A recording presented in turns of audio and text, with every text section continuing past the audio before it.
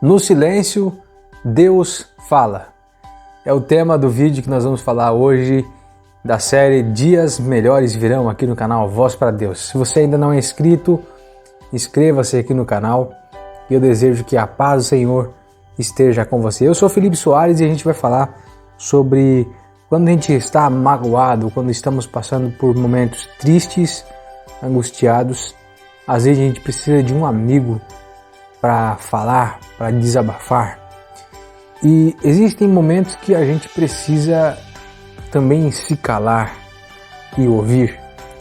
Jó aprendeu isso e ele é o homem na Bíblia mais tocado pela tragédia e pelo desespero. Ele aprendeu essa lição e ele só tinha um defeito. O defeito dele era a língua, ele falava demais. E um trecho que eu gostaria de destacar é que é uma sequência de fatos que aconteceram com Jó e que levaram ele até mesmo ao desespero.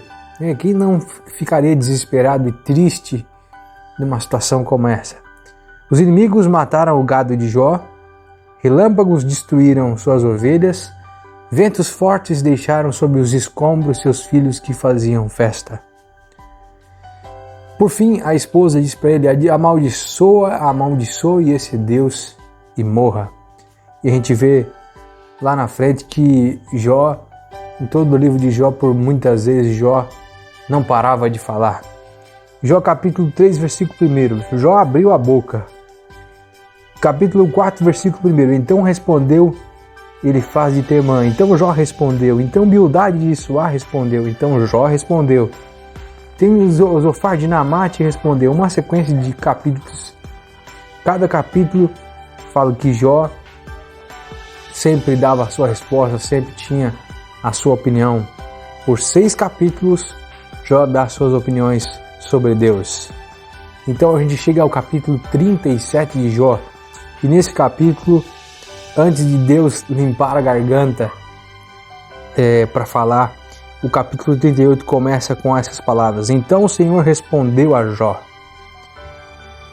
Então o Senhor respondeu a Jó. Essas palavras deviam ser escritas em caixa alta, ou seja, em letras maiúsculas, porque quando Deus fala, os rostos se voltam para o céu, ventos inclinam as árvores. Então a gente vê que a sequência do discurso de perguntas para Jó, no capítulo 38, no versículo 3 ao 7, vou fazer-lhes perguntas e você me responderá. Onde você estava quando lancei os alicerces da terra? Responda-me, se é que você sabe tanto. Quem marcou os limites das suas dimensões? Talvez você saiba. E quem estendeu sobre ela a linha de medir? E os seus fundamentos, sobre que foram postos? E quem colocou sua pedra de esquina, enquanto as estrelas matutinas juntas cantavam e todos os anjos se regozijavam? Jó capítulo 38, do verso 3 ao 7. Deus então inunda o céu com perguntas e Jó não pôde fazer outra coisa senão entender. Somente Deus define. Somente Deus define Deus. E a gente precisa saber de algumas coisas umas coisas antes das outras, não é? Às vezes a gente precisa ficar em silêncio antes de falar. Precisamos ouvir antes de falar. E pela primeira vez, Jó, nessa ocasião, ele fica quieto, silenciado pela enxurrada de perguntas. E Deus continua: você já foi até as nascentes do mar? Já passeou pelas obscuras profundezas do abismo? Acaso você entrou nos reservatórios de neve? Já viu os depósitos de Saraiva? É você que dá força ao cavalo? Ou veste o seu pescoço com sua crina tremulante? Você o faz saltar como gafanhoto? É graças à inteligência que você tem que o falcão alça voo e estende as asas rumo ao sul? Jó capítulo 38, versículos 16 e 22, e Jó capítulo 39, versículos 19, 20 e 26. Mais para frente, a gente vê a resposta de Jó. Sou indigno, como posso responder-te? Ponho a mão sobre a minha boca. Jó capítulo 40, versículo 4. Nós vemos aqui uma mudança grandiosa. Antes de ouvir Deus, Jó não conseguia falar o suficiente. Depois de ouvir Deus, ele não conseguia falar nada. O silêncio era a única resposta adequada. E é interessante que isso significa reverência. Quando nós silenciamos para deixar Deus falar, para deixar Deus nos direcionar, significa reverenciarmos a Deus nesses momentos. Que talvez você acha que Deus está em silêncio, de que Deus não está fazendo nada. Fique em silêncio, ore, mas fique em silêncio também para ouvir Deus, para esperar por Ele, confiar nele. O silêncio também quer dizer confiar. E quando você fica em silêncio, você deixa Deus fazer, Deus falar, Deus agir. Mais para frente, a gente vê que Jesus ensinou-nos a orar com reverência ao exemplificar para nós o santificado seja o teu nome. Em uma escrita mais expandida desse texto, significa: ser santificado, Senhor. Faz o que for preciso para ser santo em minha vida. Ocupa o teu legítimo lugar no trono. Exalta-te, engrandece-te e glorifica-te.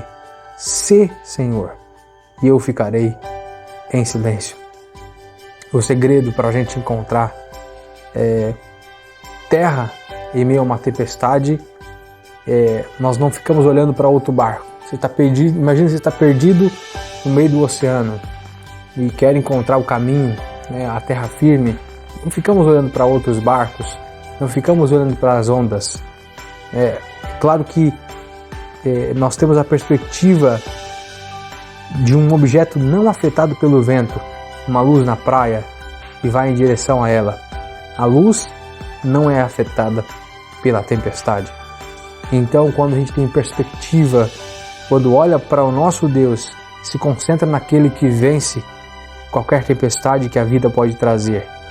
Então, é isso que o Max Lucado fala aqui. Como Jó, você encontra paz na dor. Como Jó, você cobre sua boca e fica quieto. Parem de lutar. Saibam que eu sou Deus. Salmos 46, 10. Qual o mandamento? Parem de lutar. Cubram a boca. Dobrem os joelhos. Qual a promessa? Vocês saberão que eu sou Deus. Então, em meio às tempestades diárias, e nesta tempestade que assolou a sua vida, e faça questão de ficar quieto e de ter Deus em perspectiva. Deixe que Deus seja Deus. Fique quieto, fique em silêncio. Esteja aberto e disposto. Reserve um momento para ficar quieto e saber que Ele é Deus e que Ele te ama. Certo?